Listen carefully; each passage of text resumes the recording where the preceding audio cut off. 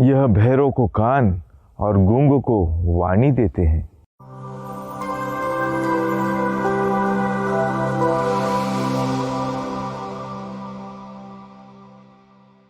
क्रिस्त में मेरे प्रिय भाइयों और बहनों, अगर हम प्रभु यीशु क्रिस्त के जीवन की ओर देखें तो हर कोई उनके जीवन से प्रभावित होता था।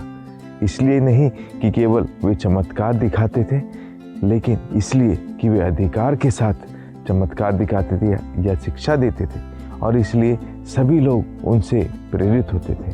उनके जीवन में सच्चाई थी, उनके शब्दों में सच्चाई थी और उन कार्यों में भी सच्चाई थी, और इसी कारण सब कोई यीशु की ओर आकर्षित होते चले जाते थे। आज के युग की अगर हम बात करेंगे तो आज चीज़ें जो हमारे सामने दी जाती है हमें भ्रमित करती हैं। आज ना जाने मनुष्य अपने स्वार्थ के लिए, अपने जीवन में ज़्यादा पैसा कमाने के लिए कितने सारे लोगों के जीवन को दांव पर लगा देता है। केवल प्रॉफिट के लिए सब कुछ करता है, मुनाफे के लिए सब कुछ करता है, लेकिन प्रभु ने कभी भी अपने मुनाफे के लिए कुछ नहीं किया, सब हमारे मुनाफे के लिए किया, ताकि हम ईश्वर की आशीष पाकर पापों से मुक्ति पाए और हमारे जीवन में उस राज्य के भागी बने जो ईश्वर हमें देना चाहता है। तो प्रभु यीशु क्रिस्त के जीवन से आज के इस युग में हम क्या सीख सकते हैं? सबसे पहली बात कि हमारा जीवन इस संसार तक सीमित नहीं है, इस संसार के आगे भी एक जीवन है, और इसलिए इस संसार को छोड़कर उस भावी जीवन की हमें तैयारी करना सीखना है।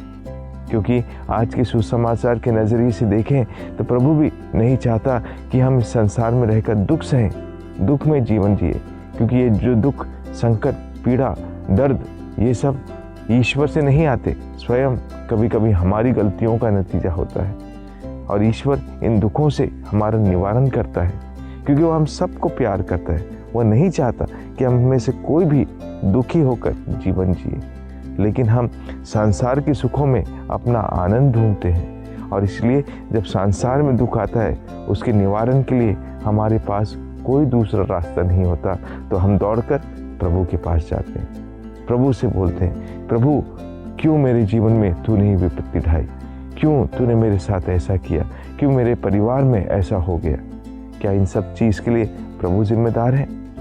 मेरे प्रिय भाई बहनों, आज जब हम संसार की ओर नज़र डालते हैं तो कई सारे जगहों पर हम नकली चीज़ें पाते हैं। जैसे सरल उदाहरण के लिए आज नकली चावल, नकली खाने की चीज़ें और ऐसी चीज़ों का प्रथा चली है कि हम ये भी नहीं जान पा रहे हैं कि क्या असली है, क्या नकली। क्या ईश्वर ने इन नकली चीज़ों को बनाया? एक प्रश्न हम सबों के विचार करने के लिए। ईश्वर ने तो सब चीज़ें हमें शुद्ध और अच्छी दी थी, लेकिन मनुष्य ने अपने स्वार्थ के लिए, अपने मुनाफे के लिए इनको बदलकर कई सारी और चीज़ों का निर्माण किया, ताकि वे जल्द से जल्द ज़्यादा कमाएं और आराम के जीवन की बसर करें। उसे ये फ़र्क नहीं पड़ता कि दूसरा मनुष्य मरे या गड़े, वो अपने जीवन के बारे में केवल सोचता है।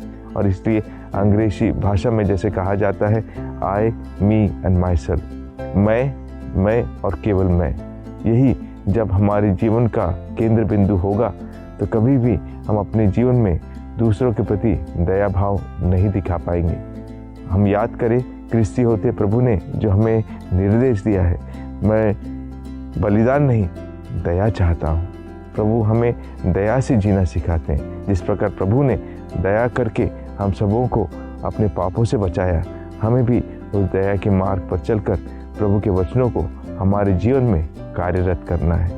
तो आइए हम प्रभु से प्रेरणा लेकर उन चीज़ों को करना सीखें जो सबों के हित के लिए हो। जिस प्रकार प्रभु ने सबके हित के लिए काम किया, हमें भी बुलाया गया है कि हम भी प्रभु से उदाहरण लेकर प्रभु की कृपा और शक्ति पाकर जन के हित के लिए काम करें और ईश्वर की आशीष और प्रेम से संसार को भर दे। आइए इस कृपा के लिए हम प्रार्थना करें। आमीन।